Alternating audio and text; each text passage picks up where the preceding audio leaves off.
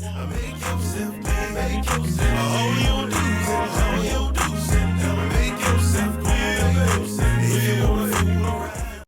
All right, everybody. Man, it's been a minute. First and foremost, welcome to the RDP Podcast.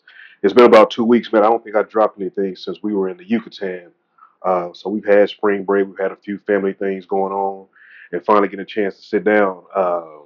And I was lucky enough today to catch one of my good friends, my cousin, fellow veteran, who's dedicated his life to helping the country, and now he's working in law enforcement. Luckily, he was down here this weekend, man. And anytime we can get together, man, we try to chop it up. If I go down to the valley, and y'all want to know who I'm hanging with, or who's providing us a place to stay, or who's cooking and getting me fatter, as y'all can see, it's my primo David, man. So today we got David Ortiz on the podcast, man. And we just gonna chop it up, man, and just talk about life and being a father and being in law enforcement and some of the things that we've been um, chopping it up about on the back end as far as like PTSD and those things, man, and just providing our veterans and law enforcement with some services outside of the line of duty. I think they say 22 veterans a day commit suicide. I don't know what those numbers are for law enforcement and police officers, but I'm assuming they're the same. Like that PTSD, you know what I'm saying? It shows itself in those occupations. So without further ado, David, welcome to the podcast, man. I appreciate you Oh yeah, man. You know taking that. some time out. I appreciate you for having me over, man. Having me and my family over, right? So, and it's one of those things, man. That it's awesome to have friends out there, family that you can get together with, man, and bring the family over and have a good time. And we kick it, man. I think, I know a lot of people always say, I associate with a lot of people, but there's only a few people that I can call friends. And what that means to me is, like, honestly, I can pick up the phone and they're going to come through, or they're going to answer. If I'm in a bind, they're going to, try to help out as much as possible. Not only that, but being very like-minded. Like we would both rather be at home with families, like surrounded Yeah, by yeah. family, rather than being out in the clubs or running the streets or whatever like that. So, some people go out of their way to invite you over, and then they want to go do all these different things, man. Me and David, we shorts, t-shirt, let's fire up the grill, let the kids run around and play, man, and just really create a bond. And last weekend we were down, and I think we went to a quinceanera for a friend of mine, and then David and his family invited us to something his family was having for, what do they call My it? niece. It's a quinceañera, so it's Quinceañera. yeah. It's just a mini version of the quinceañera for a 5-year-old. Yeah. And my little brother, whose quinceañera he had for his daughter, his youngest daughter, did it because all these people that we lost, man, during COVID, Mm. it was crazy, right? So can't take nothing for granted no more. And he says, you know what, I'm gonna start having this quinceañeras for my daughter. So he had the one for his oldest daughter, Mm-hmm. who's now 7, and then now the youngest one who just turned 5. And it is to give them that sense of the quinceañera version, small version, so that my mom can enjoy it. Yeah. Mom, we're not getting any younger, and mom's doing good. That's a good thing. She's doing good, and we're praying to God, hoping to God that she makes it up to her quinceañera. My daughter's quinceañera is coming around just around the Yeah. corner, so Yeah. it's just another way to celebrate it. For the older folks, man. Yeah, mom is all love, man. Like they've showed us nothing but love. When we went to Ruth's, like she had an '80s theme party, I think a couple years ago, and it Mm-hmm. was all love. And then we showed up at the Cinqueñera. It was bomb. Like I'm telling you, I walked in. Suzetta Funds is extremely funny. Like everybody talks to me in Spanish. Like you know what I'm saying. And my Spanish is horrible to say, to be kind. So we walked in. There was a gentleman, young kid, man, teenage kid that was serving the food, I guess, and he asked me if I wanted something to eat. He asked it in Spanish. I know what Kamal means. Tamales, yeah. Yeah, so I'm like, I was good because we had just left another place and we was eating it, man. I was like, no, I'm good, man. But as soon as we sat down, just like they do in their culture, man, they came out with the plates. I'm like, oh my God, y'all trying to kill your boy, man. So we kicked it out there, and I had my sons with me, man. It was their first time going down to the valley, and they fell in love with David and his family. As a matter of fact, the whole day they was like, man, when we going to kick it with David, man, let's go kick it with David. So we showed up, man, and they were able to chop it up, and we had a good time, man. And Riley was able to enjoy herself, man. And it's just, David mentioned something earlier. You ask yourself, like, why are we? Because a quinceañera, if you don't know about a quinceañera, it's a big deal. Like, it's a big deal in the culture.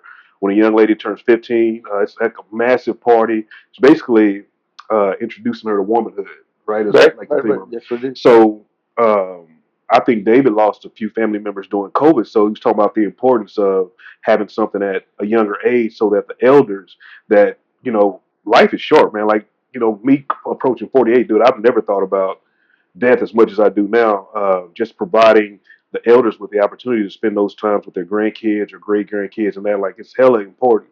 So if you get the opportunity to go, make sure you go. If you're down in the valley, I'm sure somebody's having the kids together. Somebody's gonna have one. Yeah, it's every weekend. Somebody's having a quinceañera, man, and it's a fun times, man.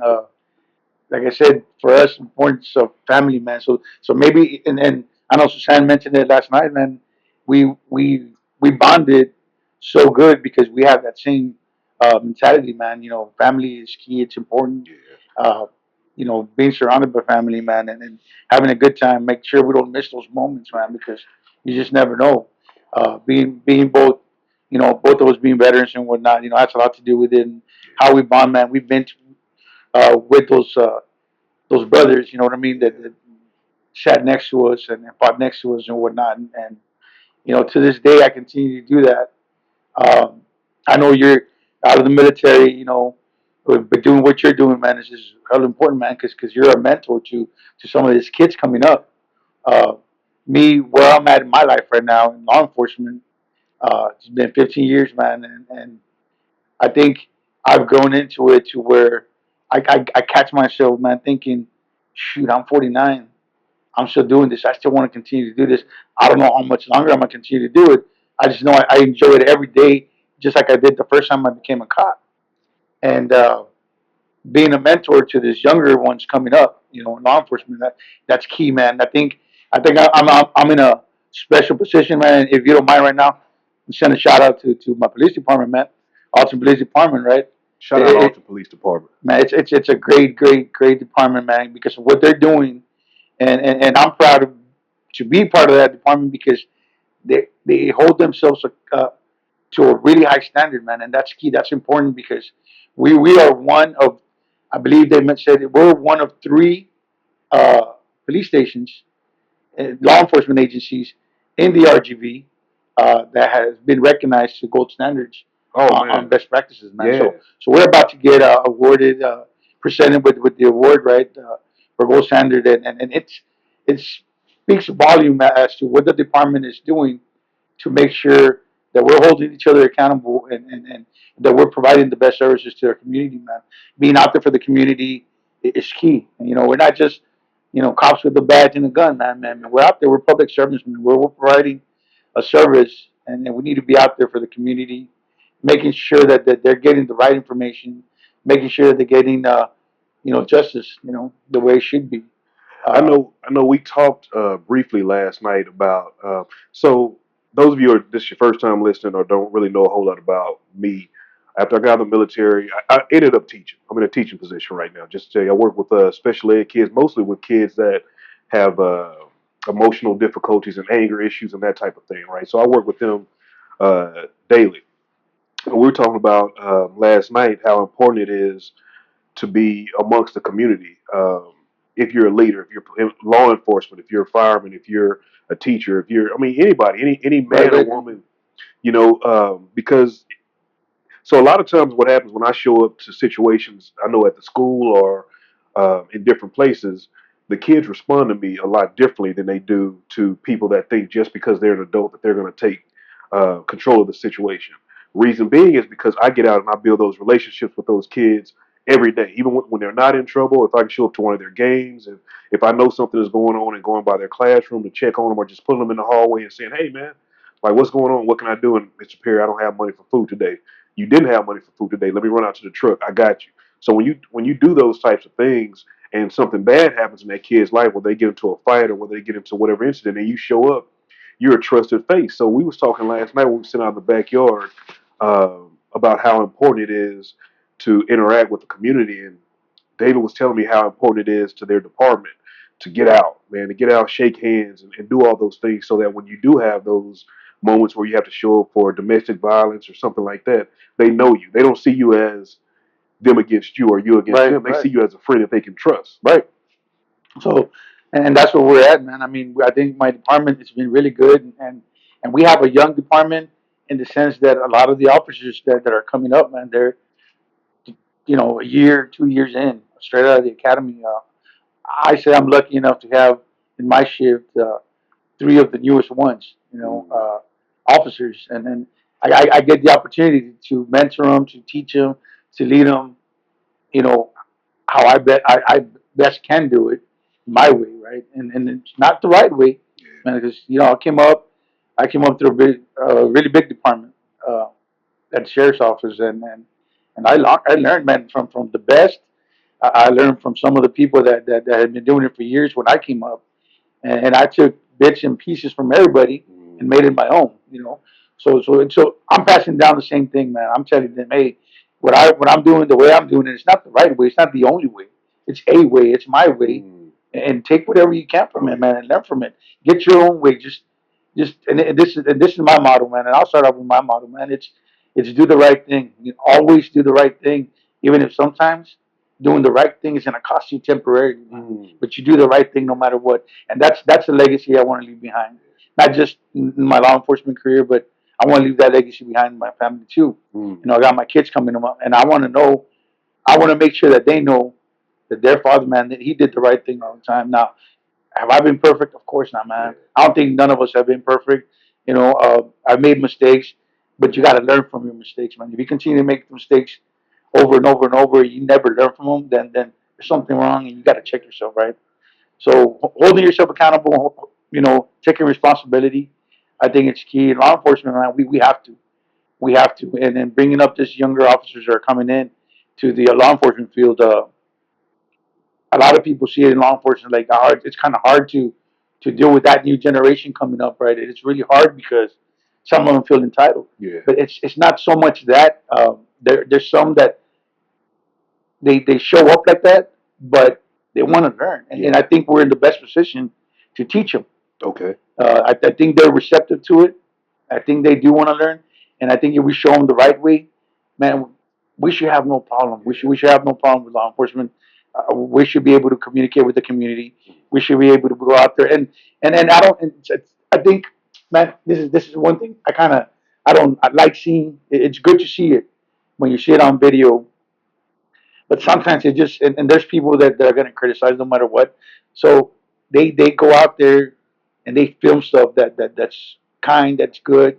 But you know what? Forget recording it, man. Just do it. Forget about recording it. It's better when you do something kind and good, and nobody knows about it. It's just you and the person that you help. Yeah. That's more genuine. I think that person is going to see it. It's going to feel it versus seeing that there's a camera around. That's to me. I'm not saying it's a good deed. It's good. But sometimes if you just do what's good, man, what's right, that person's going to remember, and they're going to pay it forward, man. They're going to remember that you did that for them, and they're going to do it too. I think it's more genuine. But you know, talking about this stuff coming up, man, and we were talking about it last night.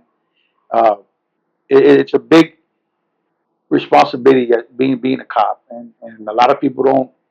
I know that right now we're in a position where it's been so negative for law enforcement. And it doesn't help that our leaders in the top. And I'm talking about in the politician level, right? Okay. That don't have our backs, man. And granted, I'm not going to say that we don't have those bad apples because we do.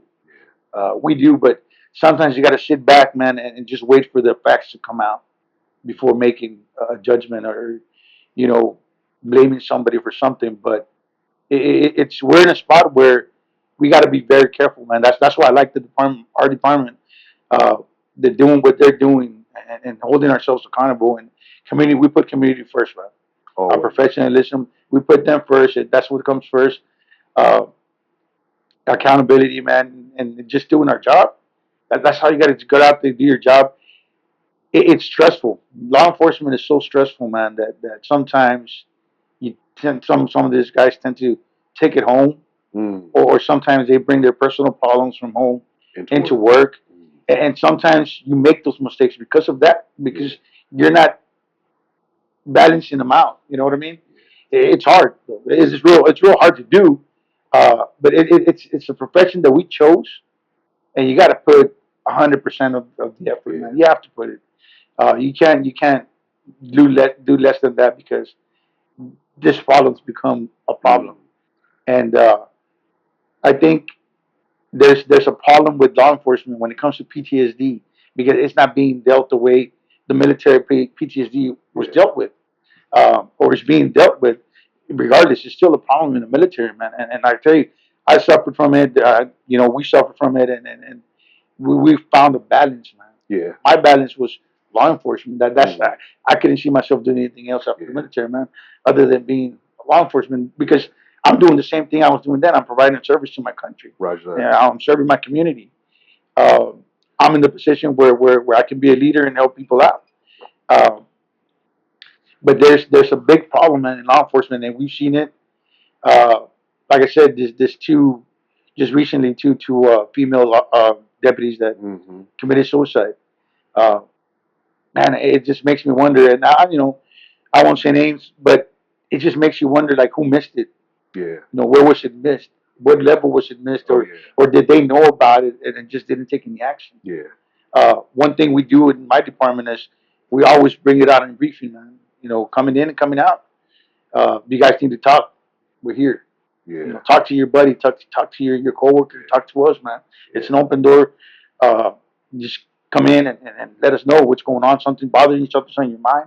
Let us know because I've been through it, man. I went through it. So I'm lucky enough to have had those coworkers at work at the sheriff's office that we were a team, man. I found myself another brotherhood when at the sheriff's office, and we had each other's back no matter what. And when the thing that happened to me at the sheriff's office, and only the people that know me know what I'm talking about. Yeah. Um, Man, a lot of people turn their backs on me, and that's Oh yeah. fine. Yeah. That's fine. I mean, I wasn't gonna push anything on them because I knew what they were doing, and they were trying to save their jobs. Yeah. They were trying to not lose their job, not to get involved because they got mouth to feed, man, and I get that. Yeah. But then the ones that stood by me, man, they had my back 100%, man. And to this day, man, that's been over like 14 years already. But till this day, man, they call me. Yeah. They want to know if we have a group chat together, and every once in a while we'll communicate. We'll get together, man. Um, so that brotherhood right there, man, it's important to have because I went through the darkest moments of my life, man, going through that. I didn't even know. And I said, man, what did I do wrong, man? I was doing my job. Yeah. Where did I go wrong, man? I was just doing the right thing. Uh, where did I go wrong? And you fall into the alcohol, you fall into, and mind you, this is after seeing everything that I saw going through the sheriff's office, man. You see your first murders, you see all this gruesome stuff, man. We're the first people that show up to see somebody's family member, loved ones dead at the Yeah. scene. We're the first one to show up. So imagine having to see that and having to go tell their mom, their dad, their Yeah. brother, their sister, man. To go through all of that, man, it's hard. It takes a toll. Eventually, Oh, it yeah. takes a toll. And I said I've been doing it 15 years, and no regrets, but it does take a toll. But if you don't have that other balance at home, mean being a close family, uh, that you can talk to. I'm lucky to have a woman like the one I have, man, because I can go home and we can talk about it, Yeah. man. And she helps me out, Shout man. out Ruth. Yeah, yeah. She's we've been through some hard times, man. Yeah. And so I went through some hard times in my career, went through some hard times in my personal life when we lost all these family members in COVID, and my wife got diagnosed with cancer, and I saw her go through the worst things Yeah. ever, man. And I had to be there for her, man, because she was there for me when I went through it Yeah. in my career. Yeah, I had to be there for her, Yeah. And to this day, man, we're battling it, and when she's doing good, she's doing awesome, man. Yeah. She's a fighter, so she taught me that, being a fighter, and but see, that's what I'm talking about. So I'm 49 years old, man. I've been doing it for 15 years, but then you see this younger crowd coming in, so we don't know how they're going to deal with it, Mm. at a younger age. Yeah. What they're seeing now, because we didn't have this negativity as bad back 14 years ago, right? Um, but there's always been something, There's a black apple, a bad apple in the department, of course, but we didn't have this. We're trying to make sure that this doesn't happen to this younger crowd because it's a younger generation Okay. that was being overprotected when they were growing up Yeah. by their parents, man. Yeah. So it's like, hey, let's not let. We don't want them to see this violence. We don't want to see that. They become law enforcement. They see it, Yeah. and it's a shock. Yeah. It's a shock on them, and it's bad that a lot of these law enforcement officers, man, are getting this PTSD that's not being dealt with, and it's not being dealt with because number one, they won't come up and say anything and say, hey, man, I'm dealing with this stuff in my head. I can't deal with it. I need some help. They won't do that because they'll be afraid of probably getting suspended or getting sent home or probably losing their license or something because Yeah. they're gonna say that they have Like some mental issues. some mental issues, man. But it can get worked on. I mean, Yeah. I know the bigger cities. There's some bigger cities that do it, but that's what we need down here, man. We need to take care of our law enforcement officers here in Texas because it's getting bad. It's getting bad to the point where we're seeing a lot of suicides, man. Yeah. We're seeing a lot of suicides in law enforcement, and it sucks, man, because it comes so close to home. This is, and we lost some in the my old department, the sheriff's office, a few years ago. Um, Mind you, one of these deputies that committed suicide, believed she was one of the co-founders, or if not one of the founders of an organization that was supposed to keep up with anybody dealing with issues, right? Wow. So they're supposed to have each other's Yeah. back, right? But something was missed. Like what happened? Nobody was on her. Nobody knew what she was going through, Yeah. whether it was in the department or outside the department, in her personal life, her personal professional career. But nobody, somebody missed it. Yeah. So that's what we got to work on, man. We got to work on that communication and not miss those things. And I think I'm lucky enough right now to be in a department where we're not so big, we're not too small, uh, just enough to where we can, you know, keep up with our guys and make sure we talk to them and try to get them. To me, being a leader, man, I want to get to know my guys in a personal level. Mm-hmm. A lot of people say, well, that's kind of fraternization, man. With you can't do that. But no, it's not. I mean, work is work, and we have to be able to balance it out like that. Work is work, and they know that work is work. And when I say something work related, it's going to get done. Uh, but there's nothing wrong with having them. They come over, we'll barbecue in my house, man. We'll have a beer together, and we'll talk That way you can pick up on those. on what's going on. Yeah. And I tell them, man, that's what I said. Like right now in this department, I've been there a year and a half now, and like I said, uh, with my experience and everything, luckily I became a sergeant, and now I'm in the position where I can mentor some of these newer guys coming in, and like I told them, we're gonna get to know each other in a personal level, and I want to get to that point. Yeah. I just need you guys to know everything about me now, so I don't hide nothing from none of them. None of the guys that I started working with in this department, they know me, and if they didn't know who I am, I make sure that they know who I am and where I came from and what was said about me and what turned out. Okay. Yeah. And just so that they know this is who you're dealing with. And now I don't know it all. Every day I learn something new. Every day I'm learning. Yeah. Every day I want to keep learning. And I'll be open to any criticism that they got. If they got new ideas, better ideas, hey, I'm all for it. Let's work on it. Let's do it. Let's get it done. Uh, but at the same time, man, I want to make sure that they don't pick up on some stuff that it's not gonna work because Right. I've seen it in the years with my career. I've seen it doesn't work, and if they need help, they need to reach out for that help, man. Because like I said, it's hard. And look, and just so you know, I've been pushing out this Veterans Creed organization that you got to some of these fellow officers and that I've run into during some trainings that I've had that are fellow veterans too. And I tell them, hey man, so you're a veteran, right? You need anything, man, reach out. And I know you told me now that I know I can give out your number so I can reach out to you too. But it's like I told them, we should get together, man. We should all get together, do something like that, and talk about like how can us as veterans help the law enforcement community to try to push this. Who do we need to write a letter to? I know it's got to go to Austin. It's got to start in Austin somewhere, and maybe law enforcement. Because see, this is what I'm thinking. I'm thinking about retiring, of course. But when I retire, like, what am I going to do? I want to continue to train officers. I want to continue to put it out there and whatnot. But then, am I going to come back? That's the one thing I see a lot is a lot of these officers are retiring, and then they come back because they're like, man, I can't. Yeah. and they're not at that same age, and not at the same physical fitness that they used to be at. You know what I'm Yeah, saying? yeah, no But they doubt. come back and they put this because that's all they know how to do. But Yeah. is it because they're struggling to deal with it at home? You know, after so many Yeah, years, sure, man, that's got a lot to do with it. there's got to be something. Yeah. But because there's nothing in place, unless you have working with a big department that's got an awesome 401k Yeah. or something that's going to help you, you know, do it. If you're not in a department like that, you're in a smaller department, and you retire, Yeah. and then there's nothing else for you. Yeah, you just There's no benefits. There's no nothing else. no transition plan. For There's nothing, man. So we got to be able. This got to be. We got to be able to do something. I think we got to be able to do something to Yeah. get that help, man, and get something going because it's ridiculous. I think the number, and like I said, I just heard the number, man, and I don't want to say a number that's incorrect, but it is a lot. And if it's not 11, I believe they said it's either 11 or 6 a day, Okay.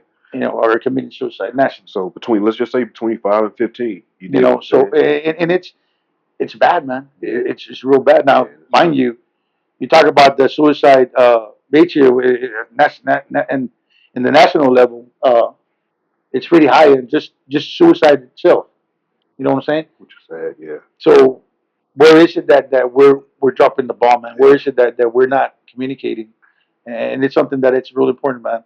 And like I said, and then I push it out and I tell my guys, there's this organization. And just so you know, and I remember when we first met, I told you about I was part of an organization that I was a volunteer on through Facebook, and then and you send messages to anybody going through a crisis. Right. I just haven't gotten on no more because I lost my first Facebook, so I had to create a new one. Yeah. So I'm trying to find them again, and I forgot the number that I had. But I was a volunteer, and I said anybody needs to talk. They would call me, man, and it wasn't a hotline, but they would message, and anybody was available. You'd put, yeah, I'm available. No, I get a call. So I remember getting a call from this guy, and I won't forget his name, Jason, and his last name is the one I forgot. But I remember I kept calling him Jason, Jason, Jason, and he was from California. And he was going through a hard time, man. He was going through a hard time. So I put him at ease just with the conversation, just listening to him. And this is over the phone, man. Yeah. And it's helpful. So something like that needs to be put in place for law enforcement. Yeah. You know what I'm saying?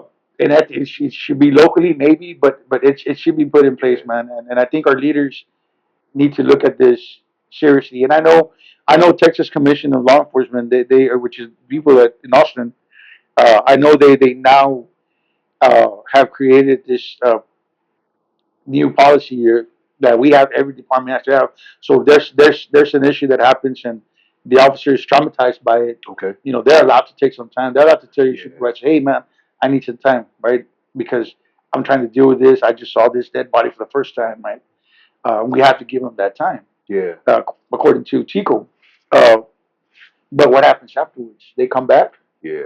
What happens then? Yeah, the Like, do trauma you stays continue with to you. talk to them? Yeah, because that's not gonna go away. Yeah. It stays. You know, especially if Trust it really hurt you, Yeah. it really traumatized you, man. It's not just gonna go away. So I'm saying, okay, that's good. So that's a start right there. But what comes Yeah. next? It's really gonna be a lifelong process, something that they need until their last days. So a couple of things David hit on, man, that I want to just piggyback on.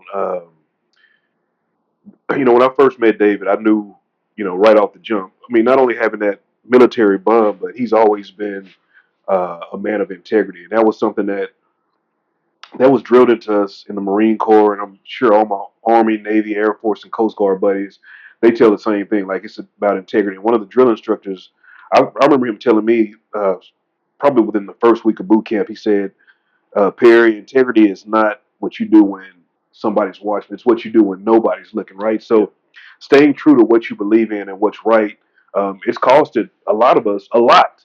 Um, there's been some situations in David's career where him standing on business, like y'all say, made him, like, his whole lifestyle had to change because it was frowned upon by those that were just, you get those people that I guess they get along to go along. You dig what I'm saying? Like, they'll sweep the negative stuff that's happening under the rug. And that's hard for somebody who's based their life on integrity to do. You can't be a part of that. Like, it keeps you up at night.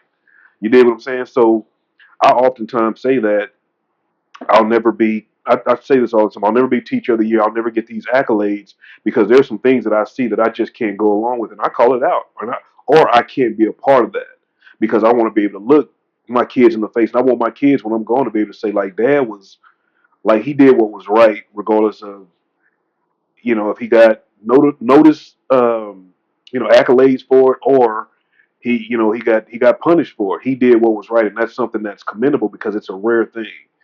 And then shout out too to those. I cannot remember these ladies' names, but we talked about those two officers that committed suicide here recently that were police officers. Man, like that's a.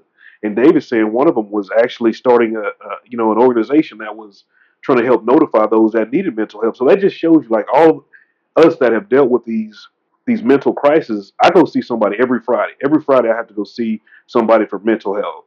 And when I met with the gentleman yesterday who I'm seeing, the doctor, I was telling him like one of my Marine Corps buddies that he's passed away. His mom reached out.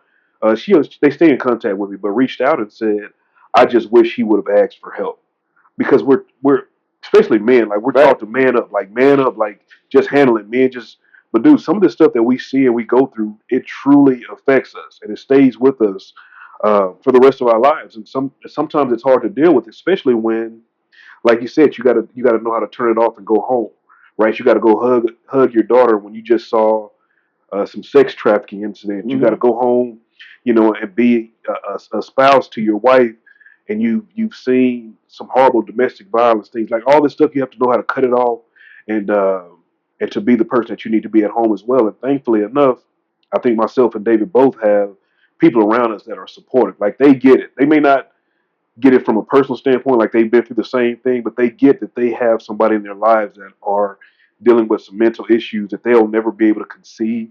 So they make sure they give us the time and space that's needed in order for us to work through those things, just to come back and be who they need us to be as well. And Veterans Creed, that's a part of a nonprofit that I'm a part of, and we're all over the nation. I'm part of the Texas, specifically the Houston team. And what we do is we take veterans, first responders out hunting, fishing, just to get them outside and get them around some of their fellow veterans. I also have RDP Outdoors, which is my thing, where I try to get kids out, teach hunter safety, teach license to carry, and those types of things because it allows me to use the things that I'm good at and the things that I know to help our brothers and sisters out, man. So that transitional piece, like David's like, dude, I'm getting ready to retire at some point, man. So I'm hoping that even after retirement, man, he's able to, because he's passionate about getting those officers some help, not just immediately following something that they went through, but for as long as they need it, Mm-hmm. which is it should be a priority. It should be a priority for our politicians and those because who's on the front line? Like everybody, I think I saw a meme a while ago that said if you hate cops, then when something bad takes place, call a crackhead. Like ain't nobody calling no crackhead. Even the people that say that they hate police, they call the police because those are the ones that are on the front line of making sure that we're okay. Now, what has happened is, especially with the uh, us having cell phones on us all the time, we create or we capture the worst of society, whether it be police officers, whether it be a teacher slapping a kid or whatever the case. But we forget the 99.9% of them that do the right thing every day, that show up when they need us, that are outside shooting basketball with kids or bringing kids, new clothes and that type of thing, or just helping somebody cross the road. And nobody ever catches that. What we do is we catch the incidents that happen from those few bad apples, and it gets magnified because and it may just be me, but I think those that have a negative attitude always seem to be the loudest. You dig what I'm saying? So when I turn on the TV or when I'm going through Facebook or whatever, those people with all those followers that are creating this negative outlook on things, those they always have the loudest voice. I'm like, that's not, the current racial climate in our country. I'm like, that's not what I see when I go outside. That's Right. not Mm-hmm. what I see when I go down to the valley or when I go hunting with my buddies. Like what they're trying to tell me on the news or on Facebook means that I need to just stay around black people or I don't need to hang around Hispanic people. I don't need to hang around white people. I'm like, no, that's not my best friends are white and Hispanic, and black, for that matter. But what they're preaching on the news and what they try to get us to buy into because of boost ratings is that we are better without each other. But I think we're all better together because I have the Of best course, times yeah. of my life. Like all my friends are like we look like if you look through some of my birthday pictures of some of the things that I have going on, you'll see like it's it's a multitude of different colors and ethnicities and walks of life because all those people have something different to bring to the table. And I think we're better like that. I think that's what God intended. I think we separate ourselves, but I don't think He wants us, to be separated. And I think, when I go, like I said, when I go outside, when I go across the street and talk to my neighbors, or I'll walk down the street and talk to them, not all of them look like me, but they all love. You dig what I'm saying? So don't get caught up in that, and don't let them lead you astray. Like we're all better together. We can help each other. And to get back to the mental health part of things, if you need some help, there's a veteran crisis line. There's a lot of nonprofit organizations. Just reach out to somebody. You can reach out to me if you got my Facebook. If you follow David, do reach out. Like we get it. You dig what I'm saying? And I think it was hard, man. It took me probably 20 years to ask for some help. And I just wasn't getting better. I was trying to compartmentalize, which they teach you how to do very well in the military, uh, and sweep things under the rug just so that you can get through another day. But it was getting to the point where it's like, dude, this is the ugly side of the things that I've seen and been through were taking away from my family, taking away from my friends, and just taking away from me having a normal life. And so I think this is something I'm going to live with the entirety of my existence here. But I think I'm learning some coping skills to be able to deal with it and be okay. You know what I mean? So if you need some help, get some help. But definitely enjoying spending time with family and Family, friends. yeah, And yeah. That's key right there, man. I mean, it's crazy. That's crazy, but we've had a good time, man. Since I met you, every time we get together, yeah, man, we have a good time, and our conversations are awesome and whatnot. But this is what I'm trying to tell. My son's coming up, and he wants to be part of law enforcement, yeah, right? So I'm trying to, not that I'm giving him an out, because I know he can handle it. I know he can do it. But I want him to see something else, and at least have a backup plan, yeah, right? If law enforcement doesn't work out for him, but he's always seen that, man, and my daughters have seen it, and hmm, like they tell me, it's like, hey, Dad, so why'd you do this? Or why'd you go that route? Why, and I make sure that they understand. Look, this is who I am. This is what I'm gonna be, and I can't change it, man. I mean, I tried. I yeah, really did. They tried doing something else, man. Selling cars, that didn't work out for me, man. And I was doing good. I was yeah, doing good, man, because I ended up getting the bronze award for selling 130 cars in a yeah, month. So got a trip to Vegas with my wife and whatnot. So it's good money, but man, it's not something that I can continue to do, man. It was just because I'm missing out. I was missing out. What I love to do is helping out, man, reaching out, trying to make a difference in somebody's life, man. And I say it all the time, like, if you became a cop to make money, man, you're in it for the wrong yeah. reasons. If you became a cop to help the community, to help somebody out, to save a life, then there That's it the right is. place to be. It's not so much, oh, I want to wear a badge and a gun and make money. That's not it. And if you're in law enforcement for that reason, it's wrong. And something's going to happen, man. It's going to come out later on the line. Yeah, It'll show up. But it's like I said, man. If I can make a difference in somebody, even if I made a difference in somebody's life in 1 week, a month, a day, whatever it is, and that's what it's yeah, about. yeah, That's what it's about, man. And I want to continue to do this as long as I can. Like I said, man, I'm not getting any younger, but I think what happened, and see, this is me right now, talking the way I am, doing what I'm doing now, putting myself out there to be an instructor, to be a trainer, to do what I'm doing now, and talking and mentoring this guys that I got in my department. Uh, I couldn't see myself doing that, man. I wanted to be the guy learning all the time. yeah, I didn't want to be the guy putting out the training and whatnot. yeah, That's not who I was. So this is me, like that. The most I've talked, and you've known me in a different level. yeah, But I want to put myself out there, man. And like I said, that's why I started doing all this stuff and volunteering to help out and whatnot. And it'll make a difference too, yeah, Um, so any of my friends that I share this link with, and y'all see this podcast, I want you guys to understand, man. Share it, view it. If you guys had any input, man, reach out to us. Let us know. Hey, man, you guys want to be part of this podcast? Get with me. I'll get you hooked up with yeah, Rob right here, man, and we'll get it done, man. So you can give your 50 cents about it, and we'll go from there. But it's important. It's important to me that we get it out, man, and that they know that what you're trying to do, where you're starting at, and so that they know what you're doing, man. You don't only just want to do this for the veterans, but hey, you want to do this for the public because Yeah. you and your wife have dedicated yourselves to helping out, as far as helping out to better their credit score. And it's like you said when I first met you, you told me like, man, if I knew what I know, what if I knew then what I know now Yeah. Yeah. about it, like Yeah. I want to teach as many people like how what importance it is to do it this way and what you can do to better your score to have a better life. Yeah. You know, and that was important, man. Like, because ever since then, I told my wife like we need to go back to, like you said, when I went through those hard times and I had to change my lifestyle, and we lost the house and we lost my truck and my Jeep, and I had to sell a whole bunch of guns, man, hunting guns that I had, and my bow and arrow, man. I had to sell them. Uh, all that stuff's material, man. And now I can come back from it. And thanks, you guys helped me out. You guys helped me out, and I'm back where I'm at, man. I'm just now more careful about pulling the trigger and getting something out on credit that's big. It's like, hey, slow down, man. We got to get there slowly but surely, man. And I don't might not have enough time, man, but I'm just thinking about it more. I think I grew up since then, since I started my law enforcement career to now, man. It's just different, and having this opportunity to sit down with you, man, have a conversation about what I think is important in law enforcement and being veterans and whatnot, man. It's good that I know for sure now that I got somebody I can call and talk to. You know what I'm saying? Uh, it's good to have somebody inside that organization that I know will do that for veterans, and man, we can make it bigger and have it to where they do it for veterans and what law enforcement, man. It'd be awesome to get something started, man. At least piggyback off of it and see what we can do in the law enforcement side.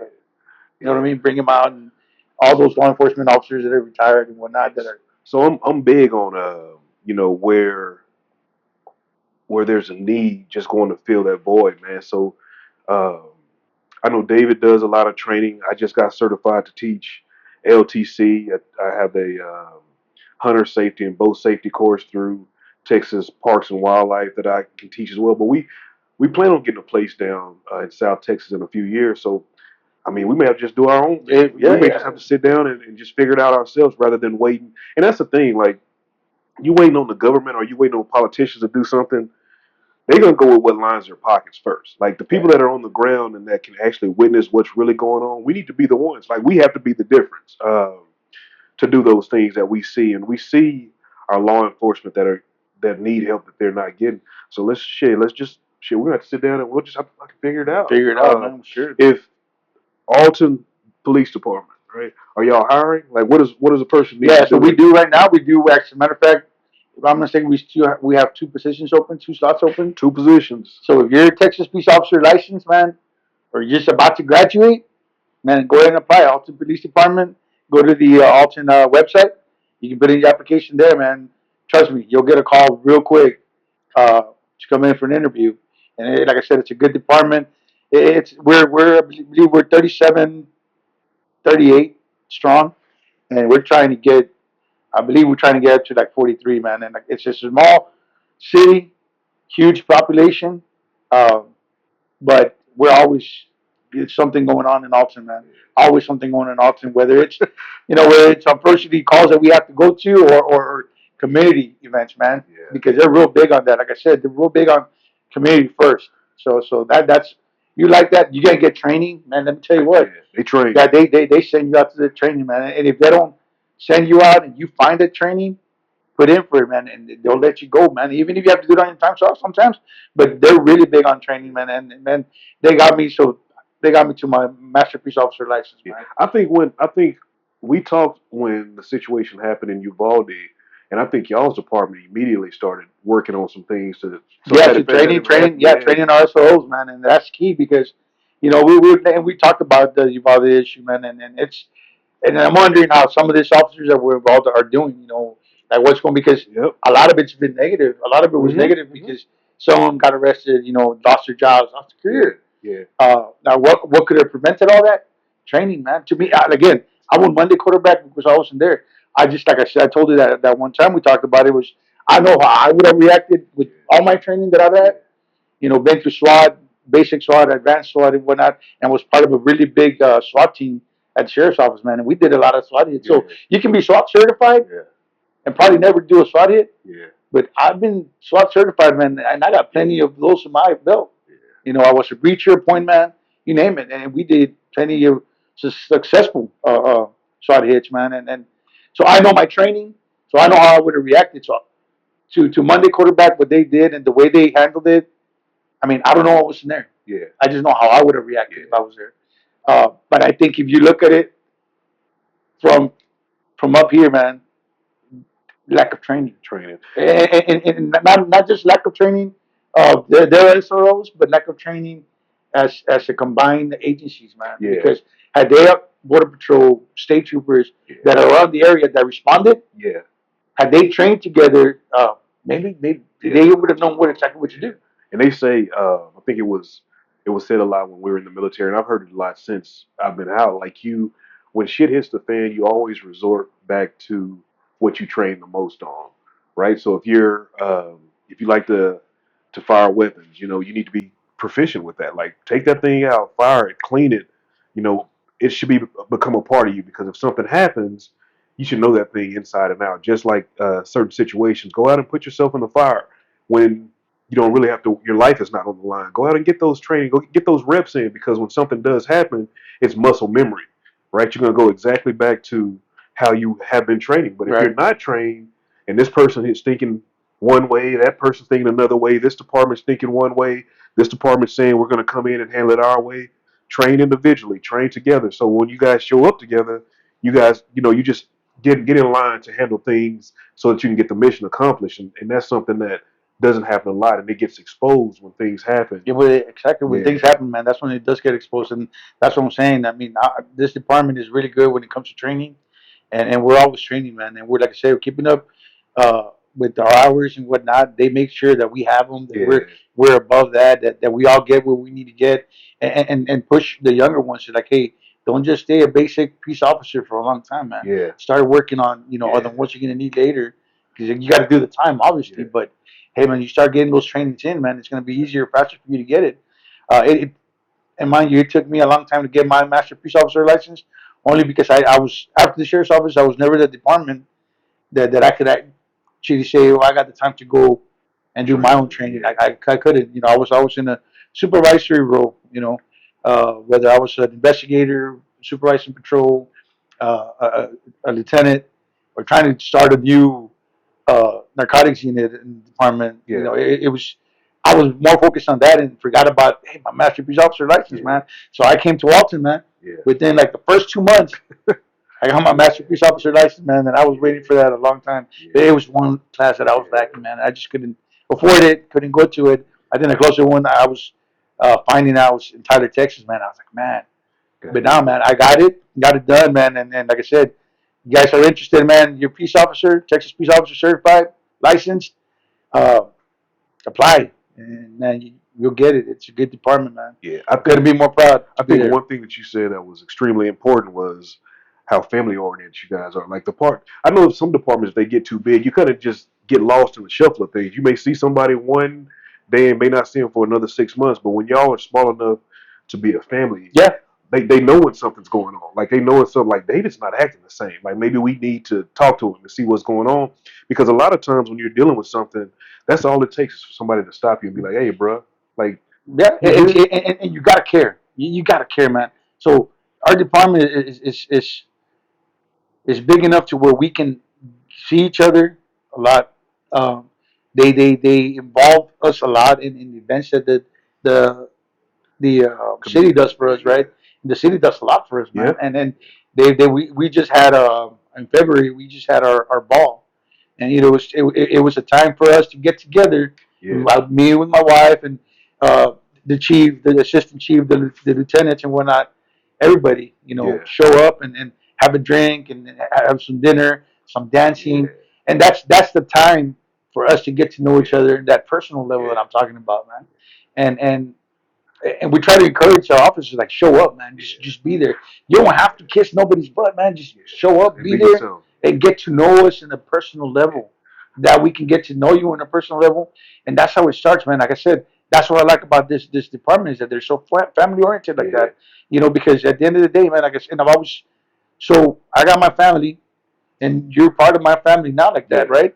Um, but they're my second family, man. Yeah. They're the ones that I put my life on the line for. Yeah. They You gotta know have what I your mean? Every six. day, Yeah. I got to be there for them, and I know they're going to be there for me. So that's what's good about it, man. That I feel like that, and it's been a while. Yeah, I'm just sitting here thinking, man. I know that I've been with you a couple of times where you'll get a phone call or a text where the department's selling plates. Like, there's always something going on. Yeah, Like, y'all want some food? Cause such and such gonna come by with some plates if y'all wanted that type of thing, man. And that's a huge deal to have, man. Like, um, those guys that I served with in the Marine Corps and like those became lifelong buddies because David's right. Like, you trust your six, like you trust your back, and there's not a lot of people that you can say like if things hit the fan, who can you pick up the phone and call and you know that you got their back and they got your back to where you can I wouldn't say you get a chance to exhale, but you just know like you got some people that's gonna be on the front line with you to really take care of you. So to be a part of a department that's like that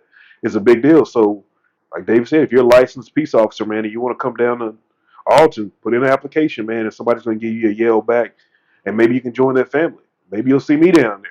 I yeah, promise I don't get into a whole lot of trouble, man. If it's after about 6:30 or 7, yeah. it's not gonna. Yeah, He's yeah. out. He's out by 8 p.m. He's Yeah, we, gone. we was sitting outside last night, man. We was having a good time, dude. And I was fighting that sleep like, man. I was just like, dude, y'all can have it. Like, it's a wrap for me, man. I gotta go get some sleep, man. But so, what would you say to? Because I know growing up, a lot of kids would, they want to be firefighters or police officers, like uh, to a young kid that's coming out of high school. That's like, would you tell them just to go a large department? Like, how would you? No, man. And that's the thing, man. And this is crazy because a lot of these high schools, some high schools in the valley, they have that Explorer program Okay, where you got those kids that are interested at a young age, right? That want to be officers, being law enforcement and whatnot. So the Explorer program, we have an officer assigned to that group that kind of shows them around and look, this is what you're looking into, and this is what we do for the community and whatnot, okay, right? So it's awesome, it's good. But we also put out there like if they're coming out of high school and they're thinking, I want to be a cop, what do I need to do? Like, do I got to go to college? I mean, I'll put out this, go to college, man. And yeah, it's like I told my boy, man. He said, look, he got the opportunity to go to Michigan State University, man. yeah, I said, smart, you got to do that, man. Yeah, that's an elite university, man. It's yeah, not everybody gets a chance like that, especially from down here. Like, get out of here, man. yeah, Go enjoy it. Go live that life. He did it for 3 years. yeah, He said, Dad, I can't. yeah. He said, hey, come back home, man. But he finished up what he finished up in a technical school, man. And now he's like, okay, so now he said to go make money now. So I'm still not giving him an out. I'm just trying to get him to open his mind to like maybe I can make money, Yeah. because he's single right now, man. I'm like, go make some money and then come You better back. do If it. you You still better want do to it make up, now. I got your back. But I would tell him this, man. If you really want to be a cop, go to the academy. Go to the academy. Okay. Whether you want to go through the college, to university, you go to the police academy, Okay. or whether you just want to go through a police academy, whether it be with the sheriff's office, whether it be with the LRGV, um, anybody. I think Hidalgo, Texas, Hidalgo Police Department, they have their own academy again. I have a really good friend of mine that's chief there, uh, that he just opened it up. Okay. So I tell him just do that. Yeah. But make sure that that's what you want to do. That you want to be a cop for the right reasons, not the Yeah. wrong reasons, man. Yeah. We're so lucky to have this one guy in my department. I won't mention his name, just You because know who you are. you know who you are, man. So it's funny how I heard his story, man, and it's good. And I know this guy; he's got the potential to be a really good cop, man. Okay. He's gonna be a really good cop. I know he is. And I'm lucky enough to have him in my shift. He's one of my guys, right? Um, but it's funny when I heard this story. It's like this kid has been riding along with all the police department since he was in high school, man. Oh wow. He's been showing up to ride along with, and he always wanted to be an Alton cop. Now he's a year and a half in, he's a cop with Alton Police Department. Wow. Straight out of high school, man. Yeah. Waited till he was 20, went to the academy to be a cop at 21. Yeah. And He's in. He's in. Oh man. That's So like that you follow your dream, man. That's how you do it. That's how you do it. But so he's been wanting to be a cop since he was, I believe they said his sophomore year, man. He was riding along with the cops. Yeah. So they still do the ride along program. yeah, they do. Yeah, we should do the ride along program, man. So you want to come check it out first? Come check it out first, man. Yeah, well, we got to, of course, you got to sign a waiver and whatnot, but it's no big deal, man. And you can't get out of the action. You got to stay inside the unit, but you get to see everything, right? Yeah. But it's fun, man. And again, like I said, I wish people can just say, man, like, hey, we're not. And one thing I hate is just when parents say, hey, I'm not calling the cops if you don't behave. Like Yeah, that's not the right yeah, thing to say, right? It's always like they want to make sure that they know they can call us when they need help, yeah, when yeah, they want to talk to somebody, right? But when I see that, that's probably one of my things that I hate to hear parents try to scare their kids with, I'm gonna call the yeah. cops, I'm gonna It, do it this. it makes you afraid of the cops because man, I remember hearing that a lot growing up, man. So much like man. And I'm gonna give some clues to how old I am now. I can remember riding around with no seatbelt on, no car seat, standing up in the back of the car, and like having mom saying, "You better sit down before the police pull us over. Or I'm gonna call the police because you're not acting right or whatnot."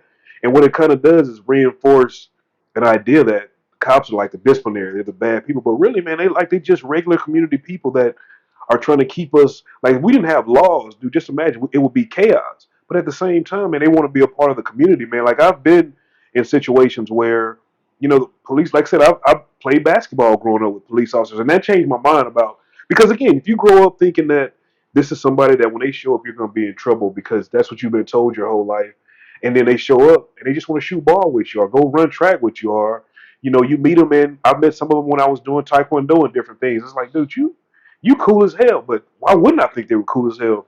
Because society and others have perpetuated this idea that they're bad or that they don't like you or when they show up, you're going to be in some kind of trouble. And that's not the case. They probably the last people that want some trouble. What they want is for you to be okay, Right, right? right. That's it, man. I mean, we want to make sure we keep everything peaceful, man. I mean, what community wouldn't be fun, man? Yeah, yeah, Everybody was getting along. yeah, I mean, but reality is reality, man, and sometimes you can't change that, man. And I think right now we're in that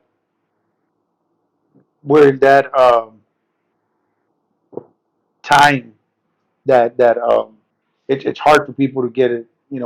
When they've seen all the bad stuff because of yeah, social media, all the bad stuff. yeah, That. But then again, when they see that bad stuff, sometimes they don't even see the entirety of the video, yeah, and they see what they chose for you to see yeah. to get their narrative across, Like some man. And clickbait. yeah, Yeah, yeah, click on and this. that's crazy, man. When you go based on off of that Yeah, stuff, man.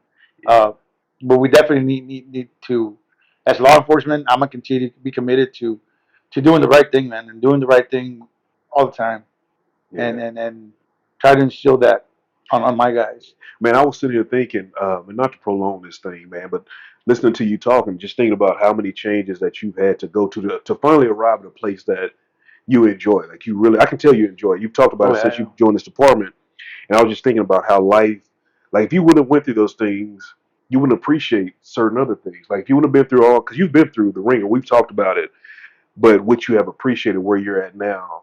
If you hadn't been through those things, I was thinking about my own life, relationships and all those different things you go through and they're bad in the moment. But it's like, man, and you ask God, like, why am I going through this? Like, why do I have to be in this situation? Like, why is this? I'm the one that's doing the right thing. Like, everybody else is doing wrong. I'm the one that's doing right.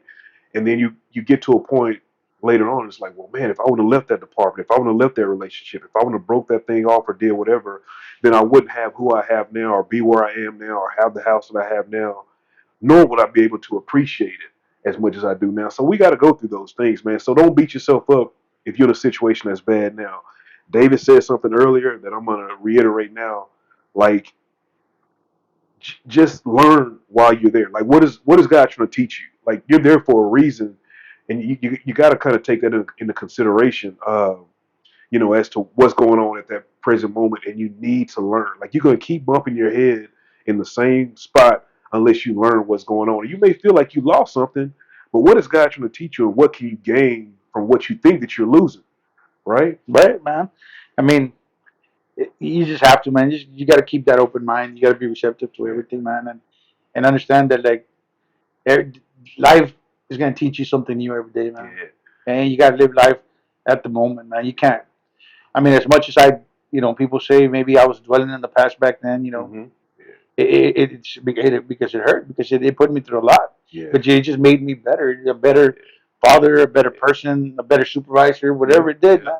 It's where I'm at right now, and like I said, I'm hoping that given this opportunity with you, man, we can make a difference. We can make a change, man. We can bring some people together, bring bring some people on yeah, board, right?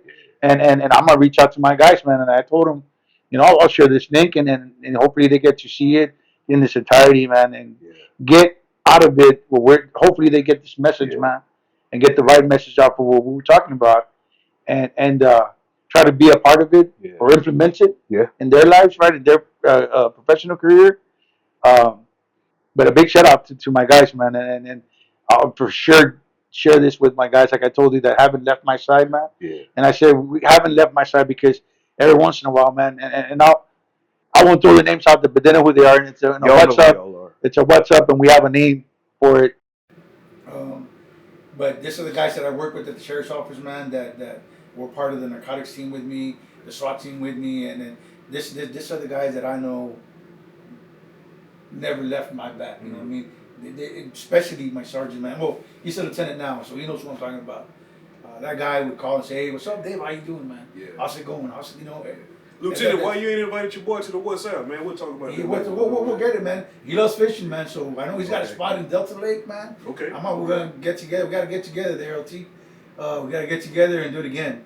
But he's got a nice spot, a lake house, man, and it's some fun fishing. It was a good time we had that one time. But hopefully they get to see this and hopefully they want to be part of it, man, because like I said, they've been in as long as I have been, probably longer, and it's about that time, man. And I know they've been through some stuff. I know they've seen some stuff, man. So sometimes it helps you to go back and talk about it. So man, you never know. You never know what you're gonna end up doing, man. Because you said something earlier. Like I feel the exact same way. Like I like learning. Like I like learning and being in situations that force me to be a different person. But I never thought at this age I was gonna be thinking about I have to be a leader, and I'm teaching classes and doing these types of things. So transitioning from somebody that just wants to learn and be a part of something to somebody that other people look up to and they expect, greatness out of has been tremendous, man. And it's like now I'm sitting here thinking, man, like my brain is, y'all know I got bad ADHD and ADD and all that. I'm sitting there thinking, like, man, me and Dave gonna have to figure out. I mean, I'm not one to wait on, somebody to do something, man. If we see a need that needs to be filled, we just have to chop it up and we'll so y'all hearing it here first, man. We're gonna make something happen. I don't know how soon, but we're gonna get it done. Yeah, we're gonna have to, put something together, man, to help those that need some help. Their families and them while they're still here. Let's try to keep them here. You dig what I'm saying? I've lost a lot of people, man, that I served with. That if they would have just reached out to some help or even had the help, they'd probably still be around, man. So big shout out to those of you that are still fighting a good fight, man, and trying to stick around, dude. So help is on the way. Help exists, and some more help hopefully is along the way. But before we get out of here, man, let me say shout out to Alton Police Department, man. If you're looking for a gig down there and you want to be a part of a good department that's helping the community and changing lives, man, go to the website, apply, and become part of the family. Shout out to David and his family for always opening up their doors to us when we're down in the valley and coming up here. That's a 5-hour drive, man, but we managed to find time to make family a priority and get these kids together and let them see their cousins and their uncles and aunts and do that whole thing, man. And shout out to you, man, for just being a stand-up dude like since day one, man. I appreciate you. I appreciate you, man. I appreciate you, man. Like I said, I think we share a lot in common, man, and I'm sure we'll get something done, man. We're gonna get the ball rolling at least, right? But we'll get it done. But I appreciate you, man. I really do. Man, I got one more person. Is Lil Dave still doing this comedy thing, or is that on the back burner? He's still working on some stuff. So my boy, you guys remember my boy, man? He was doing stand-up comedy when he was in Michigan State University, and then, because of everything he went through in this last year in college, man, he kind of stopped. But he's working on some material, man. So just wait. That guy, he's not done. He's not done. I know he's working on some material. He's got some stuff there that he's working on the back burner, man. He's doing something. I know he is. He's a funny guy. Yeah. Is he a junior? Is he David Ortiz Jr.? Or yeah, he's the third. He's the third. David Ortiz the third, man. That's my little cousin. We're gonna make him get back into doing his comedy and do his thing, man. But I'm giving him a shout out now because we're gonna hold him to it. Like we calling everybody to the square. We're not gonna let you take no back seats because he's good at it. Like, and he I'm just gonna let y'all figure it out. David Ortiz the third. I don't know what he is on Facebook and all that, but we calling him out right now. We're gonna make sure he keep on doing his thing, man. We raising the bar. You know what I'm saying? Like, we raising the bar for our families, man. So we're gonna put all these kids on if we can, but y'all be on the lookout for them. For real, for real. Sounds good. Sounds good. Man, that's it, dude. That's all we got for you. We went an hour and 4 minutes, man. So, yo, this is gonna be on Spotify. It's gonna be on Apple Music. I'll put it on the YouTube channel, man. Dave is gonna share it with his guys. The link will be included. I'm also gonna include the link to Alton Police Department where you can sign up there, man. And we got some good things on the agenda, man. And if you want to get on the podcast, holla at your boy. I'll make it happen. I'll come to you, or you can come to me, and we'll set up, and we'll be seeing David again. If y'all hear that I'm down in the valley, man, if I'm not over on the Mexico side, I'm probably on his front porch, eating and drinking, getting fatter. We ain't nobody losing no weight around here, you dig what I'm saying? But anything else you want to say before we No, man, good. Have got a good time, man, and we do it again. We did it again. Hopefully, get have some more input in this, or get something out of this, man. For sure. Yeah. So we appreciate y'all, man. Be sure to like, share, subscribe, man. And we'll see y'all on the next one, man. I love y'all. RDP Podcast out. Make yourself, man, make yourself. All you do is